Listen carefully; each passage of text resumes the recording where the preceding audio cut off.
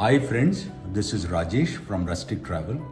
This week there was an article in the Indian Express on Republic Day which basically talks about how the passport mapped the journey of India and how it kept up with times. A brilliant article by Chakshu Roy, and I thought let me pick this up and maybe add some more things for this travel talk. So a passport in modern days, it's a symbol of freedom. It's a symbol of safety. It's a symbol of protection, right? Now the history of passport is long. We go far back as 1500 BC when the Egyptians, they were required to have some form of document when they set sail at sea. So this was basically permission. Again, in the Roman times, during the Roman Empire, everybody, a guy who was traveling, they had a sheet of paper. I'm not sure if paper was discovered by that time, but some form of document. So that was for protection. It said that whoever carries this comes, he has to be protected, and he comes within the ambit of the Roman Empire. So the passport has been there in some form or the other long. So basically it's a document which allows you to travel and which allows permission, which allows protection too. Now let's go a step further. We come to slavery, right? So slavery, as you know, was abolished by the British in 1834. But novel ways were found to circumvent it. So slavery was abolished, but you still have had a lot of poor people in India, right? And these poor people were kind of, they were made to sign an agreement, and they were sent to far-flung places. You can still find them, right? In Trinidad and Tobago, Jamaica, Fiji, Mauritius, etc. So a lot of people basically from UP and Bihar went and kind of worked there. So these guys were given something called as coolie passes, right? And these persons, since, as I said, slavery was abolished, but there was some kind of agreement for this indentured labor. So basis agreement, there's a beautiful word called girmitia. I'm sure you must have heard this name. So girmitia is a corrupted form of agreement. So these guys were given coolie passes to go and work. 1847 onwards, British subjects and Europeans could get a passport from the foreign department by paying rupee 1. So it was a single page document, handwritten, and it just had the name, age, and the mark. I don't know if you know this, but people my age will remember we always had to put an identification mark, and it was pretty easy for me and my friends. Just put scar on the left hand side of the forehead. Anyway, so the next stage was when people started to going to Hajj. So Turkey required passports for pilgrims. So these passports, kind of documents, it had to mention the number of people, the details of the people who were accompanying them. It could be relatives, it could be servants in those days. Then came World War I.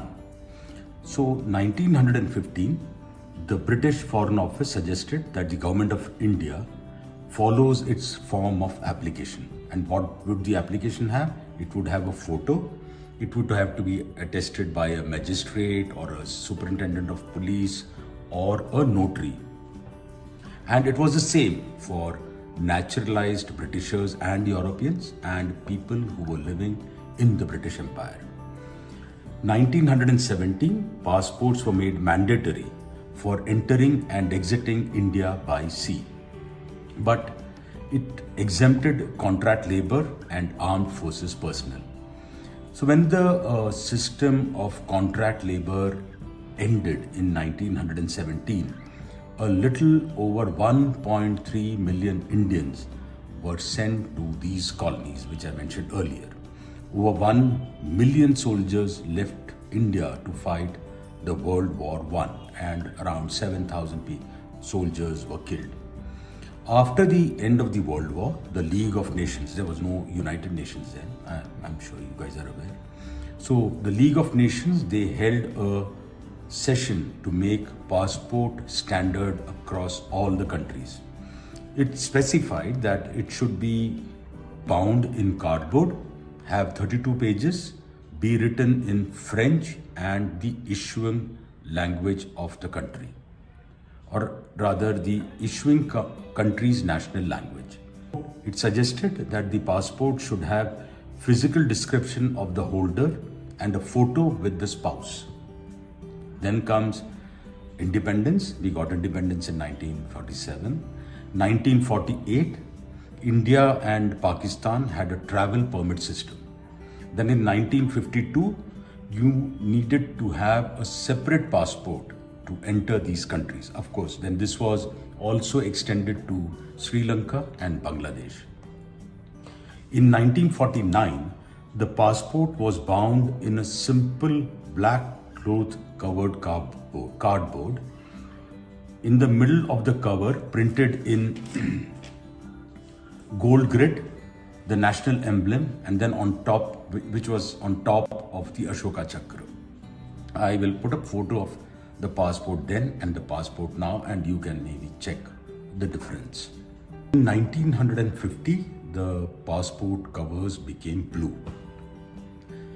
Then one interesting thing happened in 1966. There was a businessman who had gone abroad. He used to run a spare parts business, and when he came back to India, there were some allegations that he was manipulating import licenses. So the government said that his passport has to be surrendered, and this person then went to the Supreme Court. Then Supreme Court said no, this falls under the ambit of Article 21, and that's when a comprehensive law on passports was enacted in India. 2000, machine readable passports were introduced. I'm sure people know this because whoever has traveled before 2000, it had to be manually checked. 2010, the entire delivery of passports was handed over to TCS, Tata Consultancy Services, who have done a brilliant job. I mean, now it's just a breeze. In earlier days, it used to take months to get a passport, but now, it's superbly easy. In 2015, the era of handwritten, pasted photographs and 20-year validity passports end. So now you have all that embossed, right? Gender, transgender was introduced. Then 2016, single parents, mother or father or guardian, they can apply for their progeny, for their kids to get a passport. Sadhus and sannyasis can mention the name of their spiritual guru instead of their biological parents. So it's evolved. So the as you see, India as a republic which advanced, the passport too has advanced, and now according to the Handley's Index, we are 85th. In 56 countries, Indians can go without a visa, and quite a few countries you have e-visas, right? So this is just to let you know about an interesting story about the evolution of the Indian passport. Hope you like it, and see you again next time. Thanks and bye.